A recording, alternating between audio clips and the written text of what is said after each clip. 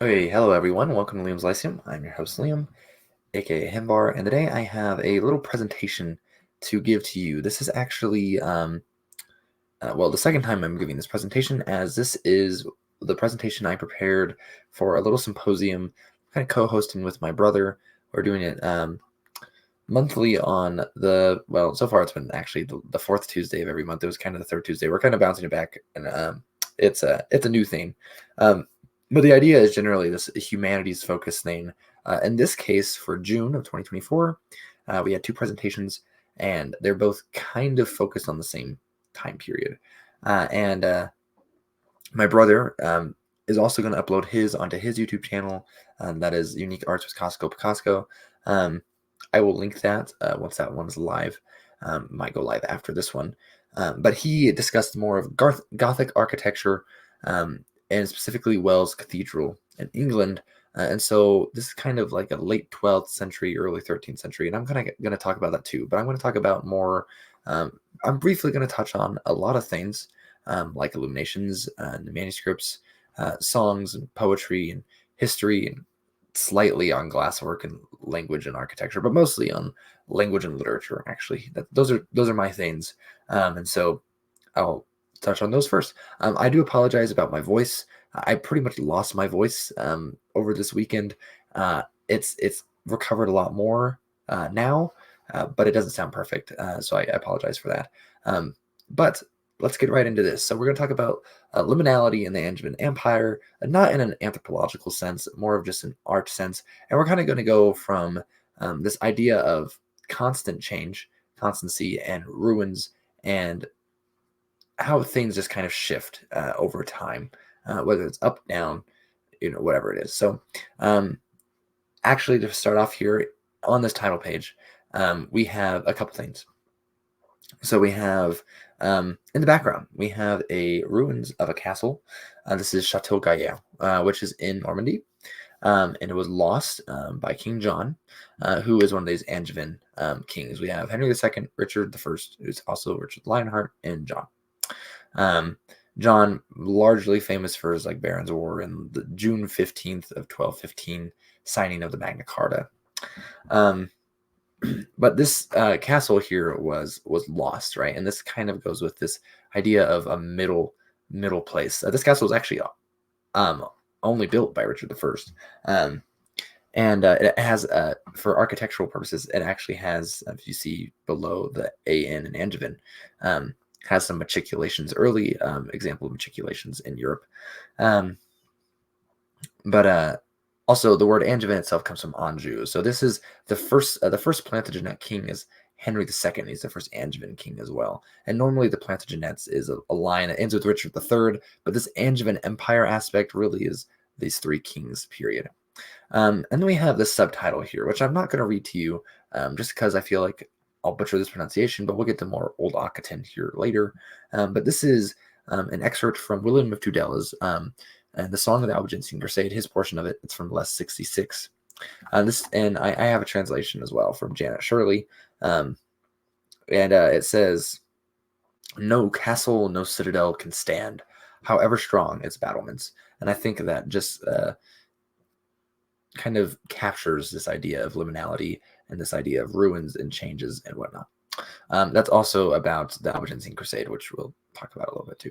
Also, this picture, the credits down on the bottom. So first, my brother, again, he mostly talked about the Gothic. So I wanted to talk about the Gothic first. And this is less liminal. But more kind of how you can see how ideas change over time, right? So we have this idea of the Gothic, which is a font, a people, their language. It's a subculture these days, I guess. It's a type of novel, which is related to the architecture, actually. But we actually have a picture here of the cloister at Wells Cathedral. But this Gothic was not called Gothic during the Gothic period, right? It was actually called Opus Francogenum, which means the French work, or Frankish work, however, same thing, right? Or Opus Modernum, which means modern work, or Novum Opus, which is new work, or Maniera Tedesca, which is Italian, actually, and it means German manner, which this German word, though, is literally of the people. I'm not sure on the modern word, actually, Italian word for Germans. I know different languages differ, right? Like it's Alemania in French, for example, which is obviously named for the Alemanni, which is more of like a Switzerland type of historical. But this word is interesting, actually, I thought, because the Old English equivalent would be Theodish, the Proto-Germanic would be Theuthiskas, and I believe it comes from Theodoricus, named for Theodoric the Great, who ruled Italy as Rex after the Western Empire fell. Not the first person, but after the empire fell, after Odoacer. So, and this Theod here in the Old English one would be modern English Thede, Thede. It is the same word as Deutsch and Dutch, which literally just means people. We often, you'll sometimes learn about like some like tribe or whatever, and you'll find out what they call themselves or whatever, and you translate it, and it often just means like people or something like that, and it's the same for Germans and the Dutch. So, anyways, there is an idea though of where this term Gothic comes from, and I feel like it's probably attached to this Maniera Tedesca, especially since Gothic architecture. It has a different timeline in different parts of Europe, and it survived the longest in Germany.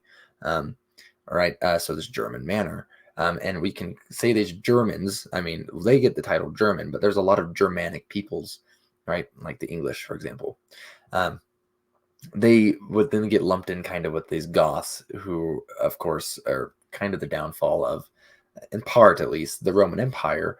And of course, in some ways, this quote here is just kind of Italian Renaissance propaganda, just to be completely honest. But thus it ever was. Anyways, so but there's a quote here from George of Vasari's The Lives of the Artists from 1550. Then new architects arose who created that style of building for their barbarous nations, which we call Gothic, and produced some works which are ridiculous to our modern eyes, but appeared admirable to theirs. So that's of course silly, as I mean, that's not a general idea, I guess, that everyone thinks Gothic has the best architecture, but if you were to ask a lot of people, Gothic is like kind of up there. It's really impressive. And it's from the Middle Ages, which a lot of people have a tendency to think the Middle Ages is the Dark Ages, which is kind of an error, I think. So now let's just talk about briefly some of these key figures of this period. We have a map here of the Third Crusade, which is a pretty accurate map, pretty good. And the idea that Toulouse is the same color as the Kingdom of France is a little interesting for 1190, but we have figures like Henry II. Some of these we'll talk more in depth. Eleanor of Aquitaine, which is, of course, right here in France. I don't know if you can see my mouse, actually. We have Wace. We have Richard Lionheart, John, Jocelyn of Wells, which this goes more in line with the other presentation given at the symposium. And Jocelyn of Wells is associated with John. It goes into self-exile. He's mentioned in Magna Carta, for example. He's Bishop of Bath and builds up the Wells Cathedral. He's not known as Bishop of Bath in Wells. His successor is, because the cathedral was not quite dedicated till right before his death. And there's Thomas Becket, of course, who is a rather famous martyr figure from this time period. So starting with Henry II. Henry II was born in 1133. This is historical notes we're going to start here with. And he's king from 1154 and died in 1189. He's the first Plantagenet king, as we kind of mentioned, the first Angevin king. He's actually the son of Empress Matilda, crowned at the end of the anarchy, which is another topic, very interesting time in history, though, as far as Middle Age history goes. The Cadwell books, for example, take place in the anarchy, which is cool background, I think. He's known for intervention by papal bull. You could really call it invasion into Ireland in 1171. This Norman invasion of Ireland really started in 1169. Started as mercenaries coming over to help some sort of Irish kings, yada yada yada. We've heard that story before, and for various other things. And it kind of lasts till 1177. But as we saw on that map, the Pale, pretty much that pink part of Ireland, centered around Dublin. Not really a politically correct move today, but back then it was politically correct. I mean, the Pope said, "Yeah, you're good, go do it." And this is to bring the Irish Church more in line with the Catholic Church, which essentially the same, but they had different ideas going on, which you can kind of see have been going on for a while, right? With just a different rural island's very rural, so the idea of monasticism develops very differently there. But also something like the Synod of Whitby, for example, which is much earlier than this, kind of settling some of those differences. He actually co-ruled with his son, Henry the Young King, from 1170 to 1183. The son was often in rebellion and died during such an occurrence while in rebellion, right, before his father, Henry II, died. And this is where Henry's story gets a little interesting, as Thomas Becket was actually assassinated in 1170, the same year as the coronation of Henry the Young King, who the privilege belonged to the Archbishop of Canterbury to do the coronations. Thomas Becket was not invited to do that, and others did it, and they got excommunicated for that action. And Henry obviously had some political angst against Thomas Becket, and he says something. It's conflicted whatever he said, but whatever he said, he had like a handful of retainers go, and they killed Thomas Becket. He's canonized very early on after his death, martyr and very popular for pilgrimage. But Henry II is actually married to Eleanor of Aquitaine, which is probably one of the more powerful women in medieval history, and maybe just world history in general. They married in 1152, and before he became king, she was actually married to the King of France before this. This seems to be more out of love, but she was actually imprisoned by Henry II from 1173 to 1189 for her support of the rebellious Henry the Young King. And she would live actually for several years after this as well, into the reign of King John, as Henry the Young King, Richard, and John are all siblings. So this picture is a contemporary picture from the Gospels of Henry the Lion. Sorry. And then we have more art here. So we have on the right, we have the assassination of Thomas Becket. This is the manuscript mentioned here, folios 32 of Harley, manuscript 5102. This is circa 1200, give or take some like 15 years maybe. You can see the assassination here. Of course, we're getting early depictions. It's a pretty big event when it happens.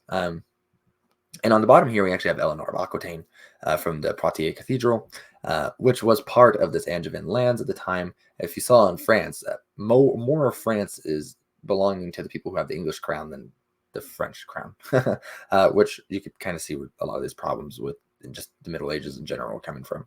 This is 12th century. This cathedral was actually started in 1162 by Henry and Eleanor. But now we have the Coeur de Lion, which is his Norman name and his Coeur de Lion in modern French. But Richard the Lionheart, born in 1157, died in 1199. He was king from 1189 after Henry II passed away.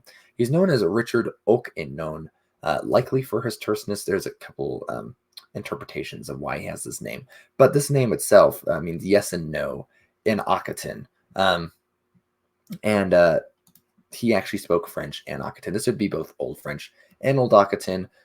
And around this time, they generally just called this like Latin, right? They would call it Romans. It's just like this the common tongue, essentially, right? He is an interesting character, and the fact that he has an Aquitaine name here is very intriguing, I think. But he actually was raised in England, but he spent most of his kingship in Aquitaine. Aquitaine's on that border there of like southern France, where you could have in northern France you have the Langue d'Oil, which is the languages. It's funny, they're divided by the way they say yes. So you have the Oil and the Oc languages. You say Oc in the south, you say oil in the north. Oil, of course, turns into we in modern French.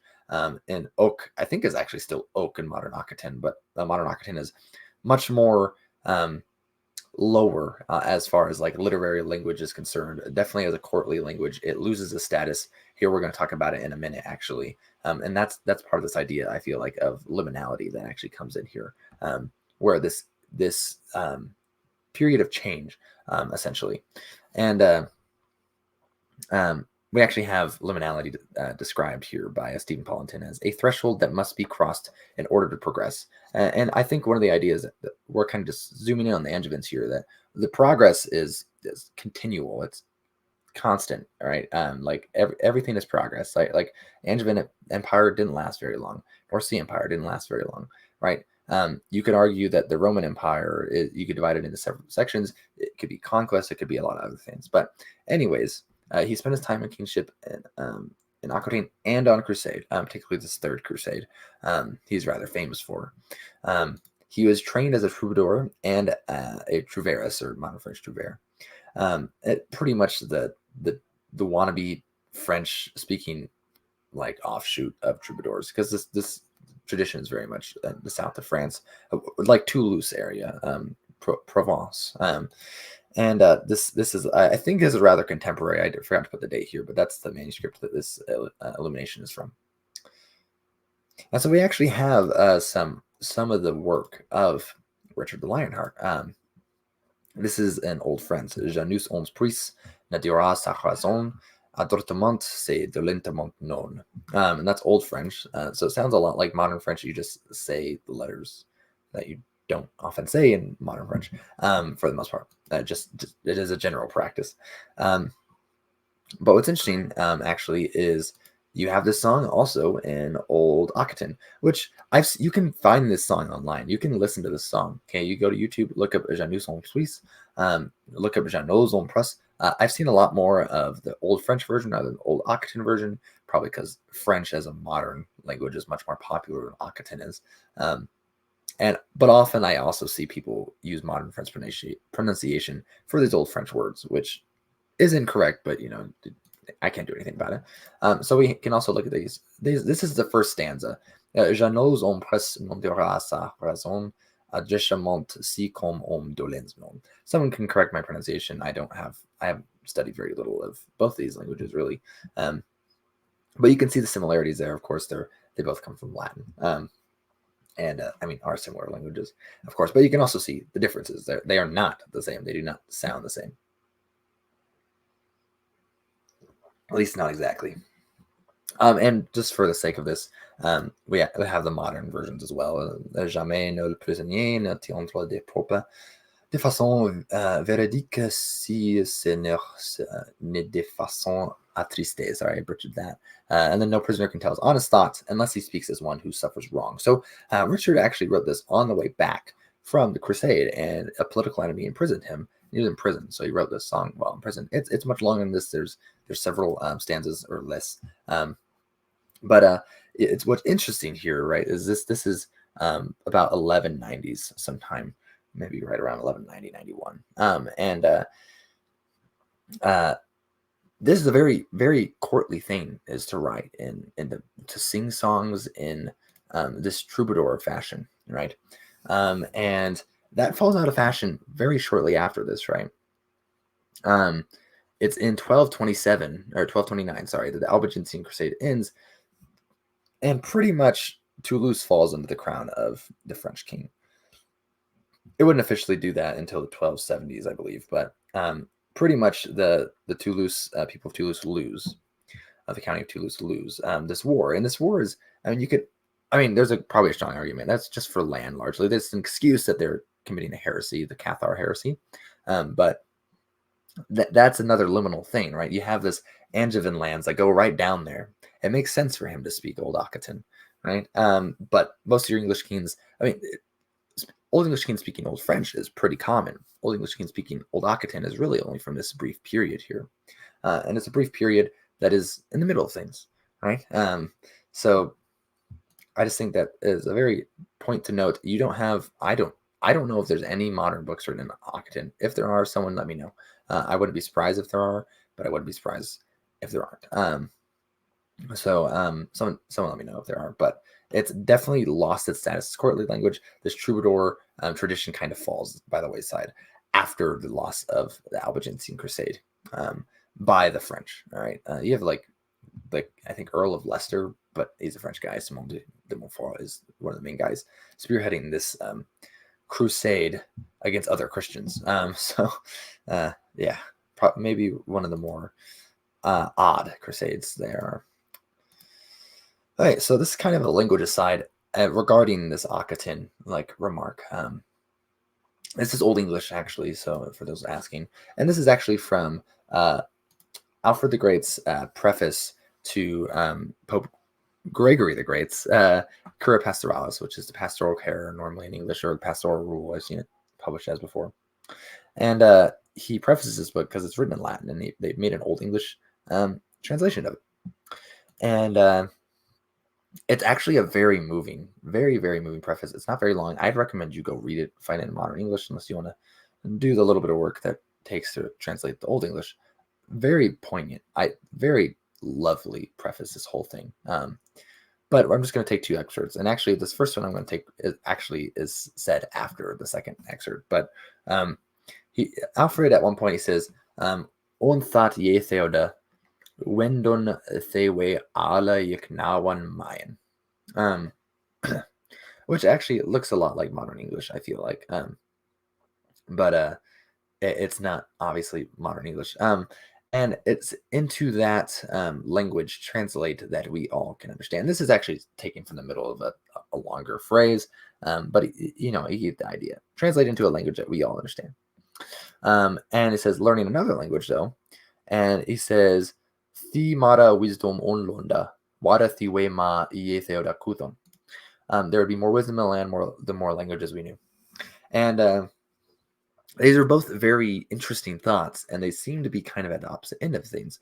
But we can ask also why Alfred was saying this. Well, a lot of the Latin learning had kind of gone away after the Viking invasions of England, and he wanted to refound that. He wanted to bring back the Golden Age. He wanted to have a little Renaissance of sorts, right? And that's of course a loss by harrying, a very active destruction.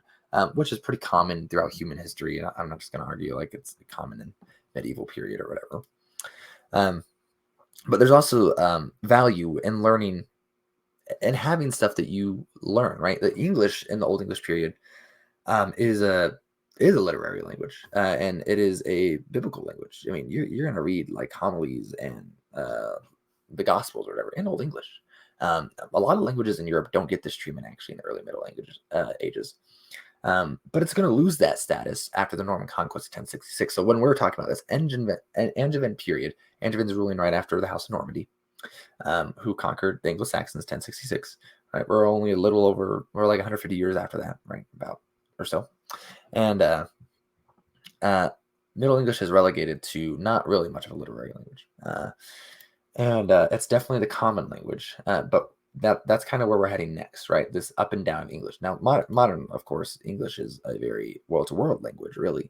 And so, again, that's like another thing. It's like, where can you label English as liminal? I think you could label the status of English as always moving, really. And if that's not in the middle of things like liminal, I don't know what is. But thankfully, something like language is constantly changing and living. Unless it dies out, it's never going to fall into ruin necessarily. Go if this works. There we go. So the next thing we're going to talk about is Layamon's Brut, which is written in Middle English. You can kind of see this manuscript here actually. There's two manuscripts. The one is much later. This is the earlier one, and it's from the 13th century. Probably it's actually about 1190 to 1215, sometime in there. It's in a very conservative dialect of Middle English, pretty hard to read. I mean, this opening line here is "On Priost was on Leodin," I think, or something like that. And so Layamon was a priest, pretty much. And it's a how do I say this? Okay, actually, this is an important book. Okay, it is the first mentioning of King Arthur in the English language, and it is the first history written in English since the Anglo-Saxon Chronicle. Okay, so it's a pretty important book. Right, it's in this period where there's not a lot going on literary-wise for English. It also is 16,096 lines, which is rather long. I mean, Beowulf's a little over 3,000. And there's only 150 words from French. Right now, this makes sense if you think about when John, the last Angevin king, really loses Normandy in 1204, I believe, and well, you no longer have these extensive French lands. I mean, the whole conflict of England and France goes on for much longer, obviously, but you only have 150 words, and you can argue this is someone trying to be insanely conservative with their language. But I think it actually makes sense, especially when most loanwords from French actually enter into English from this 1200 to 1350 period. So it's a very strict period as well, right? And it's a period after the loss of Normandy as well. So you could argue that someone like a strictly bilingual population doesn't need to borrow, right? If I know English perfectly well and I know French perfectly well, I don't need to put the French words into my English, because then I could just speak English to you if you're speaking English. And I don't need to put English, obviously, into my French, because I can just speak French, and English is barbaric anyways. And so it's a very specific time period, though, where these French loanwords are coming in. And this, as we see above, is obviously written either right before that time period or right at the beginning of it. Also, this is a West Midlands dialect.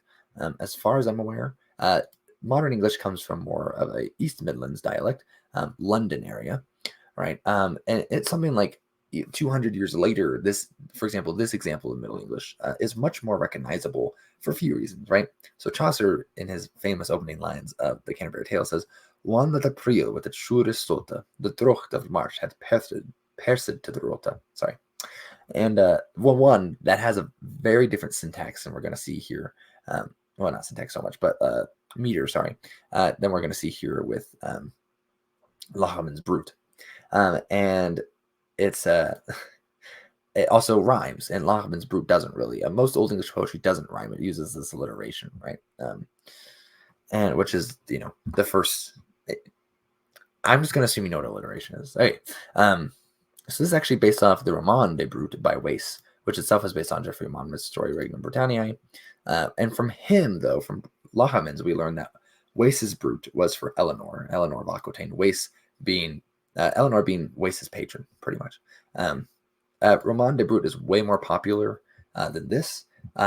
Wace is a much more popular guy, anyways. And to answer a few things here, actually, the name Layamon has this third letter. It's called a yogh. Y-O-G-H. That makes that ho sound, ho, which you normally have with like an H in Old English. And it's only really common in Middle English. We lose that in modern alphabet, obviously. You'll sometimes see his name so Y there instead of a G even. Or sometimes his name is even just Lawman. So just to answer that, if anyone's wondering. And then Brut, what does that mean? It's actually a name for Brutus of Troy, who is a mythological, very common story, popular story in the Middle Ages, as the founder of Britain, right? Britain is named after Brutus. It's kind of a connection with Romulus thing for Rome, right? And their descendants from, Aeneas or something like that, and of the Aeneid. And it's very much like a legitimization thing like that. But it tells that story, right? This Brutus of Troy coming and founding Britain. And then it mostly actually doesn't really even talk about the Anglo-Saxons that much, but it does talk about King Arthur. And so I guess the question is, sorry, I briefly shared what manuscript that was, but anyways, so there's two excerpts actually to share here by Dorothy Everett in her essay, Layamon in the Earliest Middle English Alliterative Verse. And I'll just read these briefly, since this video is getting longer than I want it to be, and it'll continue to get longer because I'm not where I need to be. Anyways, upbride Arthur his shield for into his breaston, and he gone to risen as swa they rimy wolf. Then he cometh of holta, be hunged mid snawa, and thencheth to bitten surk der swachim liketh. Arthur tha Cleoped to leofe his knichten, forthway believe Thenas ochta, alle semer heom, or somer heom to, alle we shureth werdon, and heel forth houden swathe hayawuda, then a wind water with hina mid mina. And so I don't know if it seems obvious, but this seems obviously not like Chaucer's Middle English. Very conservative. It seems a lot like Old English in a lot of senses. These thorns like in Thanes and this ath and forth, very common in a lot of other Middle English works. For example, the earliest Arthurian romance, because this is very obviously not a romance, would be of Arthur and Merlin. You'll still see him there, for example. So let's look at a modern English translation. Upbraid Arthur his shield for into his breast, right? Before his breast. Looks pretty similar, obviously, and he went to rush the rimy wolf, so frosty wolf. You can still say rimy in modern English. And he comes from the wood. Holt means wood, of course. Hung with snow. Mid being like midwife with the wife, so with snow, meaning to tear to pieces what beast he pleases. Deor is where we get our modern word deer, but it just means beast or animal. And back in the day. So Knichten, which is knights, the en ending of plural, kind of like oxen, right? It was more popular here. Obviously, we don't retain it anymore besides an oxen or oxen. And then he calls to them, right? And he says, my beloveds, pretty much, which is very common actually in Old English. You say la leof, right? If you read the colloquy or something like that, right? Like you say someone that it means kind of like it's just a very common form of address to call someone your loved one, like a Leman, Leman or whatever. And he says thanes, right? Which translates here as warriors. At them all together, we must do great deeds. Must shuleth is shall, by the way, and shall has a sense in Old English to mean we must, we ought to. So it doesn't mean quite what shall does these days. And woda is wood, and with the wind, woda. I think woda means wild here. I believe it's probably related to the god Woden, Odin, right? I did a video on this actually last week. So, and then mightily would be mina, or I think that's probably mina. I'm not sure on how long that is, but it might be like man. That sounds weird to me. So anyways, that'd be like main. So if you ever heard the phrase like might and main, right? So there's that. And another expert though, which is a little different. So that was very much that one reminds me some of like La Mort d'Arthur, which is very romantic, but it has these action sequences. But it also reminds me of some of Beowulf, which is not romantic at all, but it is full of action, and it is in between these two. So it makes sense that it remind me of those. Then we have another one though that's less on the action side. Oh well, I gave you guys the answer already, I guess, so you can look at it. But we're gonna read it real quick. Avnathan werden there como se winden. That was on anskert bat litten, Sheoven mid uthen, and twa women therina, wunderliche idichte, and he neomen arthuranan, and aneos, yeah, I don't know, anyways. Hina Weriden. Some of these UV switches like really confuse me, especially when this is not a dialect I'm very familiar with. An softa Hina adon leden, and fourth gunnen he liden. That was hit iwerthan that Merlin seda wichilen. That were unimeta kara of Arthur's fourth fara. Brutus ileveth.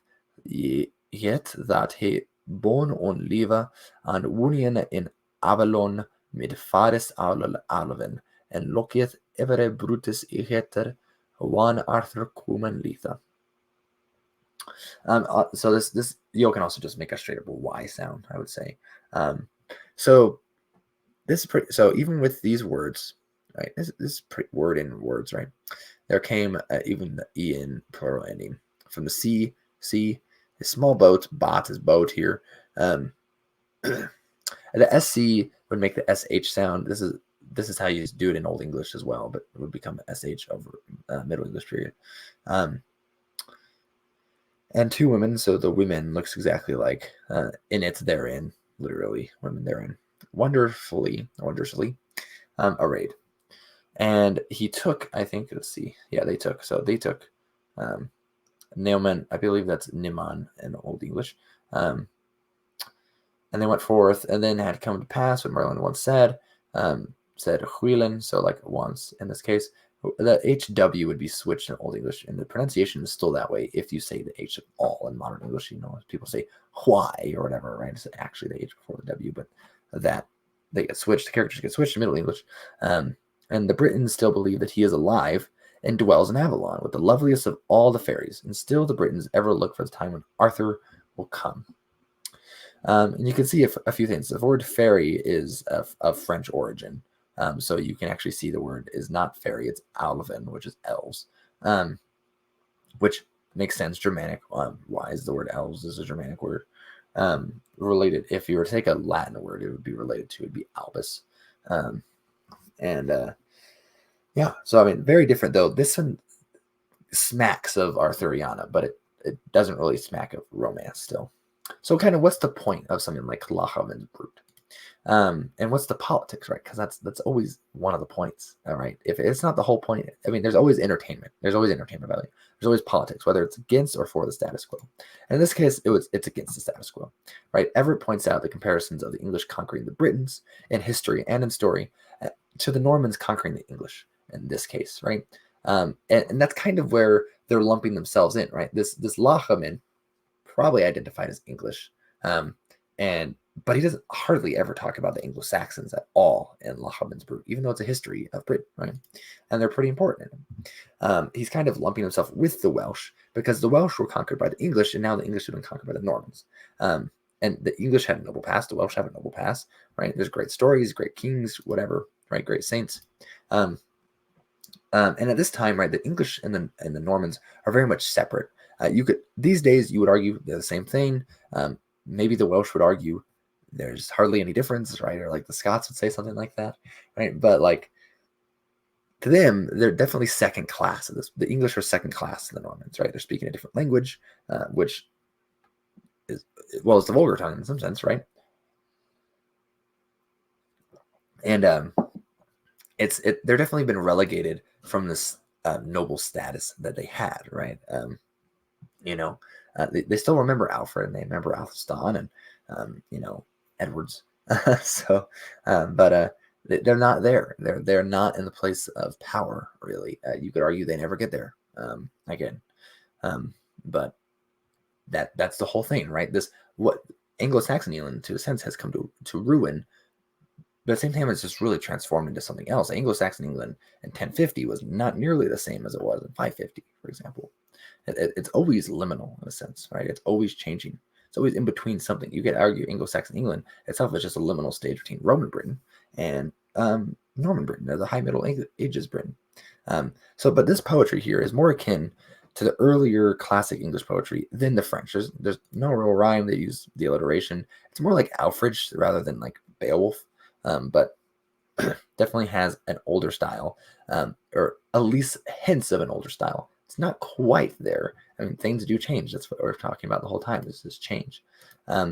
It's definitely not a tale of romantic love, which we've discussed. It is heroic, like Beowulf. We have elves over fairies, which makes sense etymologically. And we even have stuff like Whittia, son of Waylon, right, which seems to be mentioned. I'm not sure. You could ask most people and they'd understand a reference to Whittia. Maybe Wayland. I still even think that's a big long shot. If you don't know who they are, I don't have time to explain who they are right now. You can go look them up. But they're mentioned in there, right? And that's a heroic idea, this Germanic heroic idea in this case, but not. It's not romantic. So yeah. But this idea though is only an impression. Right? It's not. This does not read like Beowulf. It's much more boring. That's the reason I don't know if there's any modern English translation of this, because who wants to translate 16,000 lines of largely boring material? And it's in such an odd dialect that most people aren't going to read it ever. So it's not the same poetic language. There's no litotes. There's very little litotes and kennings. And kennings are more common in Norse literature, but a kenning is like something that normally is like an obscure thing, right? That is referencing something else. Right, like what's a good one? I guess I can think of a lot, but like they're more enigmatic in Norse normally, like the God's candle or the sky candle or whatever. That's the sun, for example. You don't get a lot of them here. You still see some kennings in modern English, but not nearly a lot. And then litotes is really just a fancy word for understatement. It's a good example is from Beowulf, very early in the poem, like the first couple lines. And he says he took their mead benches from them, right? That's what he says. What is he took their mead benches from them? It means he killed them all, essentially, right? Like that's an understatement that this style of Anglo-Saxon poetry really likes. So you kind of see some of that here, but not really. It's not the same. It doesn't. I don't know if someone in 650 listening to Beowulf would recognize this really. So we kind of have this idea then, kind of going back to the beginning of the ruins of Chateau Gaillard, and where we've gone since. I know we've gone over a lot of history, touched on a lot of art, but we still have a lot of that art, right? And we still have a lot of ruins as well. So they're not quite the same thing, but we have both of them, right? And so I just wanted to look at a few quotes. So we had Weird Bisful Rad, which is from The Wanderers, line 5b. It's a very popular phrase. Noticeably kind of difficult to translate. Most people would say fate is wholly inexorable, but what do you mean by fate? So weird is this word, fate. It's where we get the word weird. But it's also the word that just means kind of past in Old English. A weird writer is someone who writes about the past. They're just a historian as a weird writer. not Lovecraft like it would be today or something like that. But it's stuff that has happened, and in this case, it's fully inexorable. It's stuff that will happen. And does that mean it's all determined? Do we know? Like, can you not change it? Then is this like fatalistic sense? Excuse me. Or does that mean we don't know what's coming? Right? Like the Anglo-Saxons, I don't know. They probably didn't. The guy who wrote this down probably didn't know what was going to happen, right? And we don't know what's coming. Life is an open book. I've seen one scholar translate it as, and that's an interesting way to put it. We don't know what's coming, right? And it's a similar thing here, actually. And this is from the Ruin, lines 1 and 2. Actually, is the opening lines. And this is a little bit straightforward. It says, "Wondrous is the wallstone, fate has broken it pretty much." And Bergstead, literally, I think would make fine modern English, but like a enclosure place. Bursted, literally, so like broke pretty much, or devastated if you want. And then Brosnath, which is like decayed or corrupted. Enta your work, which is Ent's work, but it's work of the giants. Enta means giants. Tolkien got the word Ent. And there's another idea, right? That in this case, it's talking about Roman ruins, almost guaranteed, right? And well, a lot of those Roman ruins actually in Britain were not destroyed by battle; they just destroyed because they left. Their empire was collapsing, and even great things like that fall to ruin, right? They will fall to ruin. Everything is going to fall to ruin, essentially, right? Fate is fully inexorable, and you cannot stop it. It turns to ruin. Both are very evocative poems. You should go read them. But then we have a quote from Tolkien himself, actually. So, among the tales of sorrow and of ruin that came down to us from the darkness of those days, there are yet some in which amid weeping there is joy, and under the shadow of death, light that endures. And I think that's an idea here we got here. We have stories like this, historical stuff, but we also have like Gothic architecture. That's a light that endures, right? And Tolkien has this good and evil dichotomy that, is for his mythic purposes. But we have a lot of stuff going here, and we have a lot of ruins, right? We have these books, which are like material culture archaeology in a sense. But there's a lot going on, I think. And so I think, again, this kind of touches on this aspect of liminality in a sense, more so if you connect it with this one. This quote is from a book that came out just this year by D.J. Butler, Among the Grey Lords. This quote's from pages 59 to 60. It says, "Kish was an old city built on succeeding layers of ruins that dated back thousands of years, with no former incarnation of the city ever having been swept away. That meant that wherever one traveled in Kish, one stood atop a many-leveled warren of ruins, caves, sewers, tunnels, and forgotten buildings." And now this is very typical of a Dying Earth type of book. You could probably find similar quotes in Jack Vance or Gene Wolfe or whatever. And Kish itself is one of those cities that's built upon, and you can find that in like a Troy, right? The archaeological site of Troy. So it reminds me of like the stratigraphy, right? And what is the stratigraphy? Stratigraphy and reality. It's all liminal, right? Unless maybe you count the very first layer, maybe. And then I guess you wouldn't count our current layer probably because it's present. It's all liminal. It's all in between something, right? It's always going from something. We have ruins of a lot of this old stuff, okay? Some of it's destroyed. Some of it's just decayed over time. It stopped being used, or entropy took it. But we live on layers of ruins, okay? And 1,000 years from now, almost all of this stuff that we have now is going to be ruins. Who knows what's coming next? I think there's always the idea of liminal space, and we're looking at the Angevins because their little empire ended after a not very long period of time, right? Normandy was lost. Magna Carta signed. You could argue how competent John was or whatever. But progress is made. You could say, right? Ooh, they became Lords of Ireland or something. But like, whether or not that's good or bad is kind of not the point. They're just artifacts of stuff that has happened. And I mean, they're not the Lords of Ireland today. Of course, these kings. Well, I guess Northern Ireland, maybe. Different part of Ireland, actually. But I guess maybe it's a weak thesis, or weak point, like point to actually get to, and point that ruin is constant.